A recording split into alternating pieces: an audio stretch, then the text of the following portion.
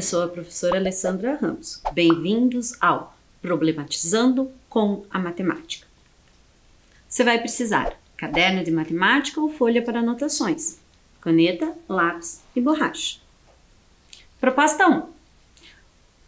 A respeito dos números A igual a 0,49999 e B igual a 0,5, é correto afirmar. Item A, B é igual a A mais 0,011 ou item B, A igual a B. Item C, A é irracional, B é racional ou item D, A é menor que B. Vai um tempinho aí para vocês.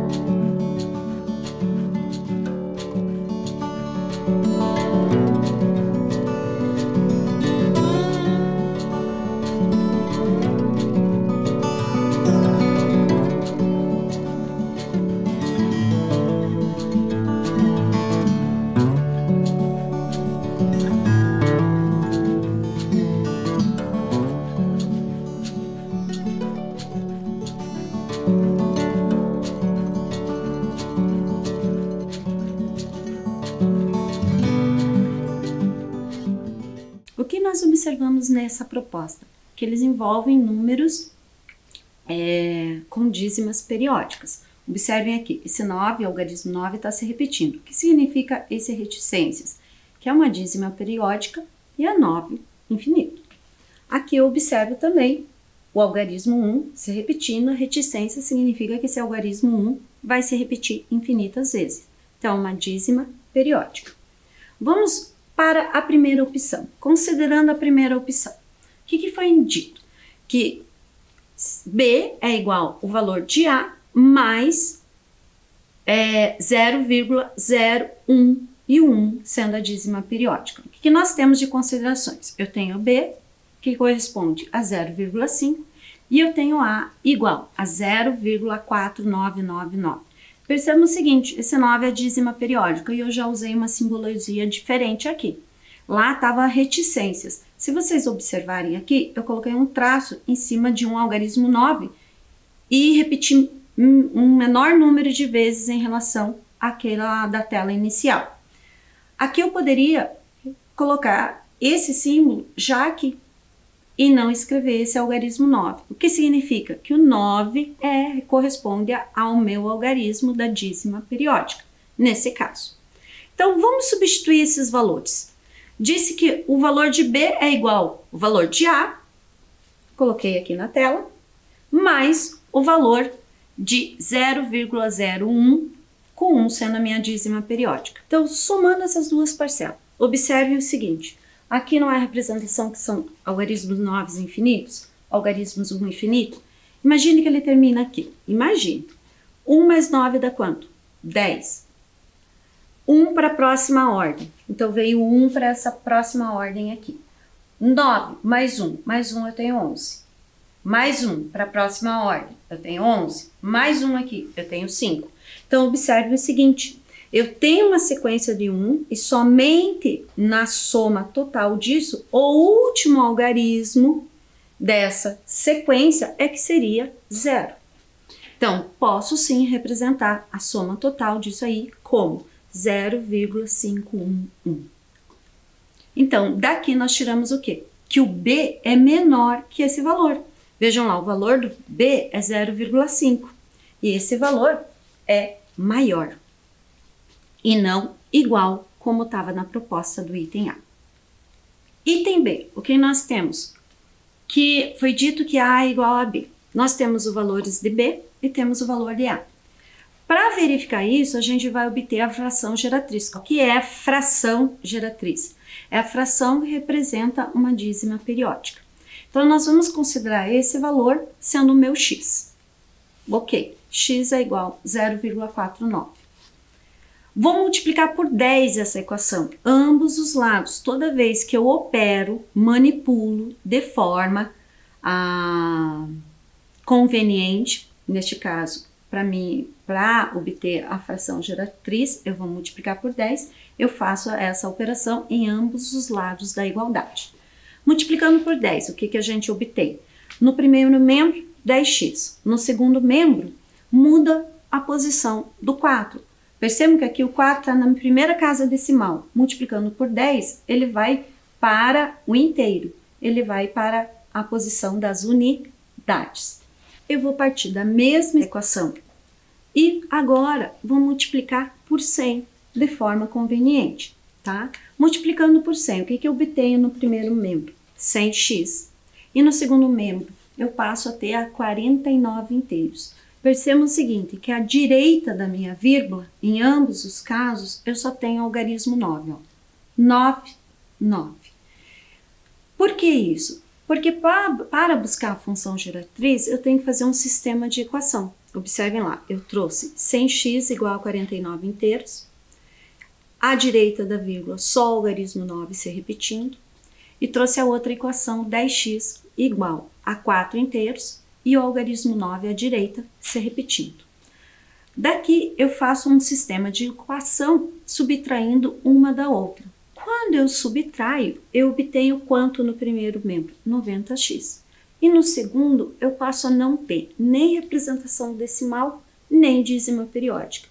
Como assim? Observem que na dízima periódica eu fiz todos os algarismos à direita da vírgula, menos eles mesmos. Então, eu não tenho mais os décimos, os centésimos e nem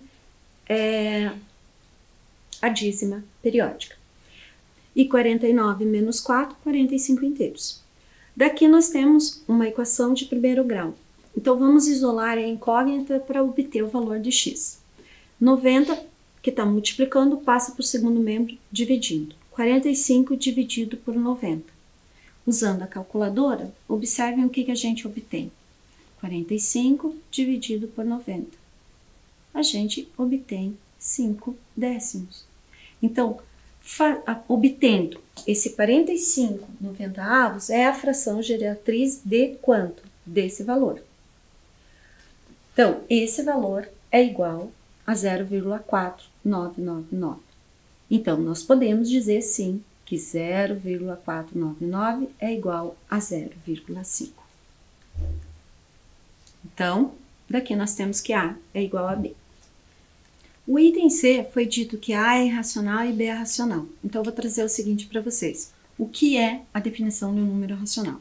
São números que podem ser escritos na forma A sobre B, com A e B inteiros e B diferente de zero.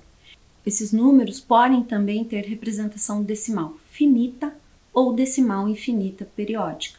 No caso de frações irredutíveis, onde B é igual a 1 ou A é igual a B, temos um número inteiro racional. Então, daqui a gente tira o quê? Olha lá o que eu destaquei. Tem uma representação decimal infinita e periódica. Não pode ser só infinita, tem que ter o periódico. Nós não temos lá o período de 9? A fração geratriz é 45 90avos, correto?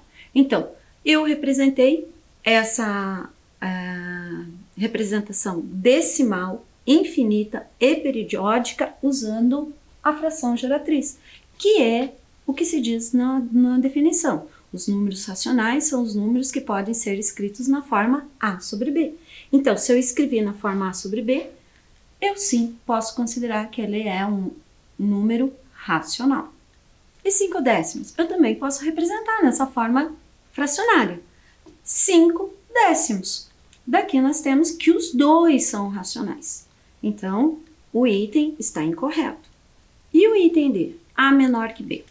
Temos os valores de B, temos os valores de A. Então, a gente pode considerar que o valor de A é menor que B?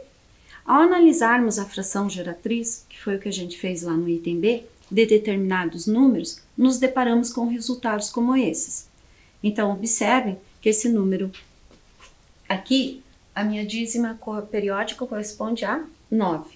Como que eu posso representar ele com a fração? Qual é a fração geratriz que representa ele? 27 nonos. Observe que 27 nonos corresponde a 3. Outro que eu trouxe para vocês. Esse número está representado pela fração geratriz 450 nonos, que corresponde ao valor 50. Então, nesses dois, observem que eu tenho inteiros. Eu tinha 2 inteiros e o 9 se repetindo. Então, isso eu posso considerar igual a 3. Aqui eu tinha 49 inteiros e nas posições decimais o algarismo 9 se repetindo. Então, eu posso sim afirmar que isso aqui é 50. Igual a 50. E eu trouxe números não inteiros agora para vocês. Observe o seguinte, o 3 está na terceira casa à direita da vírgula e o algarismo 9 se repete a partir da quarta. Então, significa o quê? Eu posso representar esse número decimal, infinito e periódico por 4 milésimos. E aqui eu trago por último o que representa um inteiro. Então, observe o seguinte, na primeira posição dos décimos, já começa a repetir o algarismo 9, né? É um número decimal infinito e com dízima periódica, correto? Então, eu posso dizer sim, considerar que ele é igual a 1. Daqui nós podemos confirmar que o item D está incorreto, porque nós temos uma situação de número decimal infinito e periódico que corresponde a 5 décimos. Então, a respeito desses números, é correto afirmar que A é igual a B. Proposta 2. Enem. Um dos grandes problemas da poluição dos mananciais, rios, córregos e outros, ocorre pelo hábito de jogar óleo utilizado em frituras nos encanamentos que estão interligados com o sistema de esgoto. Se isso ocorrer, cada 10 litros de óleo poderão contaminar 10 milhões, 10 elevado a 7, de litros de água potável. Suponha que todas as famílias de uma cidade descartem os óleos de frituras através dos encanamentos e consumam 1.000 litros de óleo em frituras por semana. Qual seria, em litros, a quantidade de água potável contaminada por semana nesta cidade? Observe que vocês precisam da informação da tela anterior, considerando que a cada 10 litros de óleo poderão contaminar 10 milhões de litros de água potável. Vai um tempinho aí para vocês.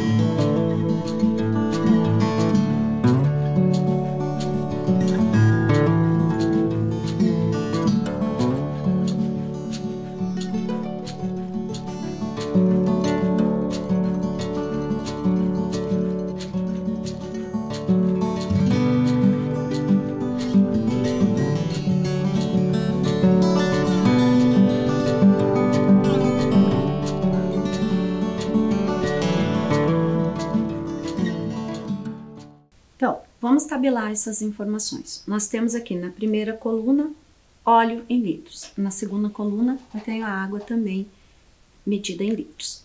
A cada 10 litros de óleo contaminam 10 milhões de litros de água. Eu usei a notação que já foi dada no enunciado. 10 milhões corresponde a 10 elevado a 7. 1.000 litros de óleo. Eu quero saber quantos litros de água contaminam. Antes de fazer continuar essa relação de proporcionalidade, vamos observar o seguinte. Se eu transformar esse 1.000 em notação de base 10, vai facilitar os cálculos. Então, observe que eu quero representar como 10, correto? Quantos algarismos zeros eu tenho aqui? Eu tenho 3. Então, 10 elevado a 3. 1.000 corresponde a 10 elevado a 3. Agora, fazendo a proporcionalidade, eu tenho razão igual a razão. Daqui, quando a gente tem essa proporção, a gente multiplica as extremidades. Então, eu vou ter 10 que multiplica x, eu tenho 10x, e 10 elevado a 3, que multiplica 10 elevado a 7. Daqui, observe o seguinte no segundo membro, que eu tenho multiplicação de potência de mesma base, base 10. O que eu faço? Eu repito a base e somo os expoentes. 3 mais 7, eu obtenho 10 elevado a 10. No segundo membro. Eu tenho uma equação de primeiro grau. Então, para resolver uma equação de primeiro grau, eu vou isolar a incógnita, usando operações inversas. O 10 que está multiplicando passa dividindo. Aí, eu também ainda continuo mantendo potência de base 10. Como assim potência de base 10? No denominador? Sim, 10 elevado a 1. Então, o que eu faço na divisão de mesma base? Repete a base e subtrai os expoentes. Então, eu vou fazer 10 menos 1 no expoente e obtendo 10 elevado a 9. Então, daqui, nós podemos dizer que a quantidade de água potável contaminada por semana nessa cidade é de 10 elevado a 9. Proposta 3. Uma barra de chocolate é dividida entre 3 amigas.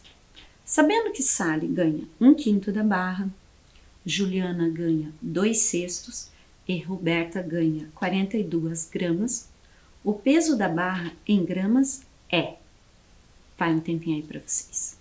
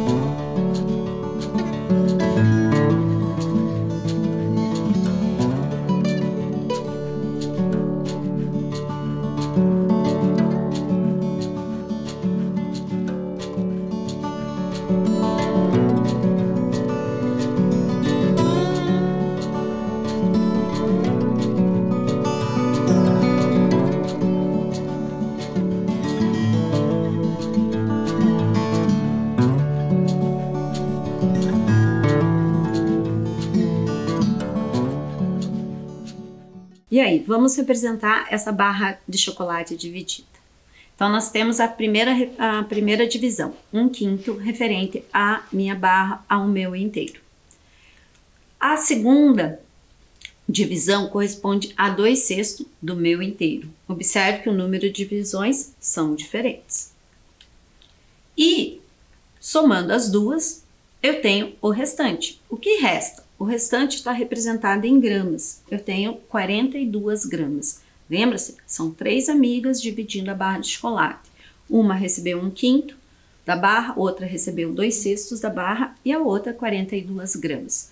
Eu quero saber quantas gramas tem a barra toda, o meu inteiro. Observem aqui que eu tenho duas frações. Como elas estão representadas em forma fracionária, eu vou adicionar uma a outra. Percebam que o número de divisões são diferentes. Uma estava dividido o meu inteiro em 5 e outra em 6. Então, eu preciso que o meu inteiro esteja dividido no mesmo número de partes. Para isso, eu vou fazer um mínimo múltiplo comum entre 5 e 6. O 6 é par, então eu vou dividir por 2. Eu obtenho 3. O 3 é divisível por 3 e 5 é divisível por 5. Que fatores eu obtenho? Eu obtive o fator 2, 3 e 5. Multiplicando esses fatores, eu obtenho o mínimo múltiplo comum entre 5 e 6, que é 30. Então, o meu denominador comum é 30. Fazendo essa resolução por equivalência, percebam que eu usei um sinal de igual. Então, isso corresponde a isso, é igual. Então, é a fração equivalente. Para obter uma fração equivalente a ela, 5 passou a ser representado por 30, o que eu observo? Que 5 vezes 6, eu obtenho 30. Então, eu vou fazer a mesma notação no numerador. 1 vezes 6, eu obtenho quanto? 6. Então, a fração equivalente a 1/5, o denominador sendo 30, é 6/30. E a próxima? A fração equivalente a 2/6, com o denominador igual a 30. Observe o seguinte, que é necessário multiplicar aqui por 5 para obter 30. Então, eu vou fazer a mesma coisa no numerador. 2 multiplicado por 5, eu obtenho 10. 10/30. Então, substituindo as frações 1/5 e 2/6 por suas frações equivalentes com o denominador igual a 30, eu tenho 6/30 mais 10/30. Agora sim eu posso somar os numeradores. Eu tenho 6 partes de 30. Eu tenho 10 partes de 30. Então, eu tenho 16 partes de 30. Outra maneira de resolver isso, a gente já fez o mínimo múltiplo comum, né? Eu posso agilizar isso da seguinte forma, fazendo operações. Eu pego o novo denominador 30, divido pelo antigo denominador e multiplico pelo antigo numerador. Nós temos 30 dividido por 5, que é 6, 6 vezes 1, que é 6. Vou fazer a mesma coisa aqui. 30 dividido por 6, que dá 5. 5 vezes 2, eu obtenho 10. 6 mais 10, eu tenho 16. 16 partes de 30. Isso corresponde às duas primeiras amigas, correto? Então, mas qual é a representação fracionária de 42 gramas? Perceba o seguinte, agora eu estou trabalhando com o meu inteiro dividido em 30 partes. Se o meu inteiro está dividido em 30, se eu considerar ela inteira, eu precisaria considerar quantas partes de 30? Seria 30 partes de 30. É a representação do meu inteiro. Se as duas primeiras amigas consumiram 16/30 dessa barra de chocolate, então nós temos que resta é 14/30 dessa barra de chocolate. Então, 14/30 corresponde a 42 gramas, correto? Mas quanto que é o valor dessa parte? Uma parte de 30. Como que eu acharia? Eu faria 42 gramas divididas naquelas 14 partes. Ó, verifiquem lá, voltem lá. Não era 14 partes aqui? Não era 42 gramas? Então, eu pego 42 e divido em 14. Dividindo em 14, nós obtemos quanto nessa fração? Uma parte de 30. Uma par de 30 corresponde a 3 gramas, mas a minha barra toda tem 30 partes. Então, 3 gramas vezes 30 partes, eu tenho 90 gramas. Então, o peso da barra em gramas é 90 gramas. Proposta 4. Certa administradora de condomínios cobra juros simples de 2% ao dia para contas pagas com atraso de até 10 dias. Tiago pagou uma conta de R$ 414 com atraso de 5 dias. O valor pago por Tiago foi de... Vai um tempinho aí para vocês.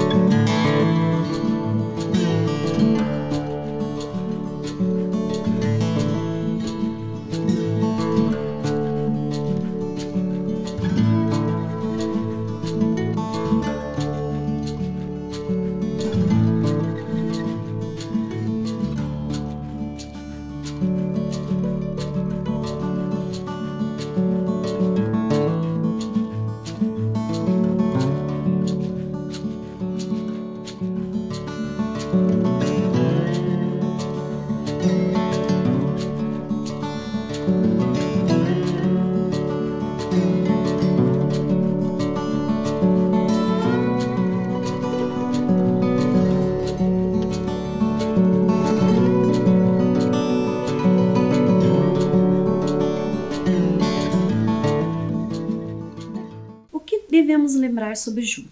Juro simples é sempre calculado em relação ao capital inicial, período a período. Assim, o juro é constante em cada período do tempo, que nós temos que o juro é igual ao capital, nesse caso uma dívida, porque é um boleto do Tiago, multiplicado pela taxa de porcentagem, multiplicado pelo tempo. O valor do boleto corresponde a 414, meu capital. Nós vamos representar a taxa de porcentagem em forma centesimal, porque quando a gente fala porcentagem é uma razão centesimal. Então, 2% corresponde a 2 dividido por 100, 2 partes de 100, que eu posso representar pela forma decimal 0,02, que na leitura corresponde a 2 centésimos.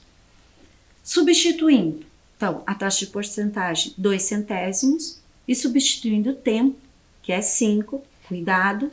Ah, mas não estava 10 dias, mas ele não pagou com 10 dias de atraso, ele pagou com 5 dias de atraso. Nós temos o quê? 2 centésimos multiplicados por 5, eu tenho 1 décimo. 1 décimo multiplicado por 414 muda o valor posicional, né? A vírgula vai para a esquerda uma posição. Então, eu passo a ter 41 inteiros e 4 décimos. A gente está falando de dinheiro, então, no sistema monetário, isso corresponde a R$ 41,40. Poderia resolver de outra forma? Poderia. Caso você não utilizasse 2 centésimos aqui, como você faria? Você teria que fazer o produto entre 414 vezes 2 vezes 5 e desse produto resultante depois ao final dividir por 100. Por quê? Porque porcentagem é uma razão centesimal. Daqui você obteria 4.140 dividido por 100, duas posições à esquerda. Duas posições, R$ 41,40. Juro. Mas perceba o seguinte, que lá no item não estava perguntando juro. Estava perguntando qual seria o valor que o Tiago teria que pagar, correto? Então, a soma do capital com juros é chamada de montante. Então, eu tenho que somar o valor do boleto, que é o capital, mais o juro. 414 mais 41,4, nós obtemos 455,4. Uma posição decimal, mas o nosso sistema monetário é 2 posições decimais. Então, eu tenho R$ 455,40. Então, o valor pago por Tiago foi de R$ 455,40, item B. Proposta 5. Enem. Sabe-se que a distância real em linha reta de uma cidade A, localizada no estado de São Paulo, a uma cidade B, localizada no estado de Alagoas, é igual a 2.000 km. Um estudante, ao analisar um mapa, verificou com sua régua que a distância entre essas duas cidades, A e B, era de 8 centímetros. Os dados nos indicam que o mapa observado pelo estudante está na escala D. Vai um tempinho aí para vocês.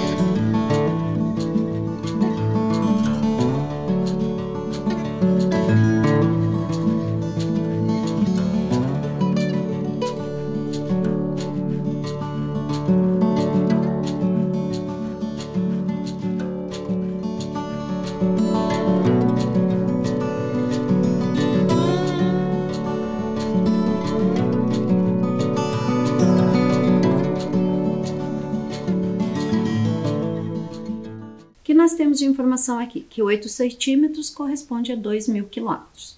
Então, eu vou fazer a razão. Por que a razão? A escala é uma medida, a razão de uma medida pela outra. Simplificando esses dois valores, dividindo por 8, nós temos no meu numerador 1 e no meu denominador 250. Porém, observe o seguinte, que não está na mesma unidade de medida. Quando eu trabalho razão e escala, eles têm que estar na mesma unidade de medida. Então, quanto corresponde esse 250 quilômetros em centímetros? Então, vamos organizar esse valor na tabela a seguir. Então, eu fiz aqui na tabela. Eu tenho milímetros, centímetros, decímetros, metros, decâmetro, hectômetro e quilômetro.